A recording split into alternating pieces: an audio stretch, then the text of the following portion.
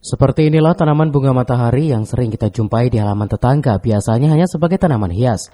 Di Kampung Panunggulan, Desa Babakan, Kecamatan Tenjo, Kabupaten Bogor, terdapat para petani yang mencoba mengembangkan budidaya bunga matahari dengan luas lahan sekitar 3 hektar milik dari perusahaan MAU.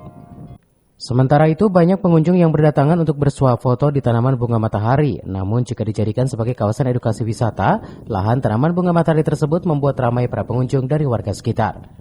Sementara menurut salah satu petani, Jeffrey mengaku setiap harinya ada saja warga sekitar untuk mengunjungi area tanaman bunga matahari ini hanya untuk bersuah foto. Dirinya menjelaskan bahwa bunga matahari ini dimanfaatkan penghasil kuaci. Namun ada beberapa jenisnya dan bahan utama untuk pembuatan minyak biji matahari. Yang membedakan adalah ukuran bijinya, di sisi lain biji bunga matahari ini untuk bahan dasar kosmetik.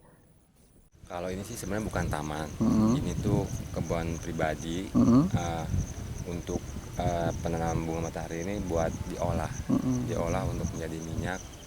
Kedepannya mungkin akan dijadikan buat bahan kosmetik. Jadi bukan tempat wisata sih.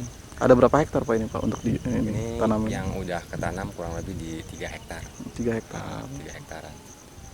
Ini juga kita baru tahap sih, baru pemula lah. Banyak nggak pengunjung yang kesini? Kalau pengunjung, kalau lagi nggak hujan lah banyak sih. Banyak ya?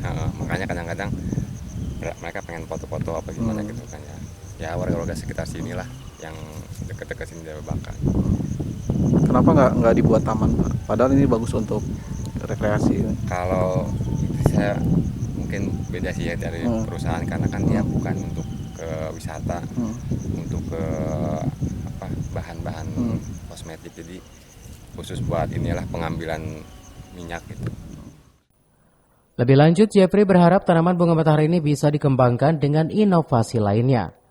Dari Tenjo, Kabupaten Bogor, Iwan Setiawan melaporkan.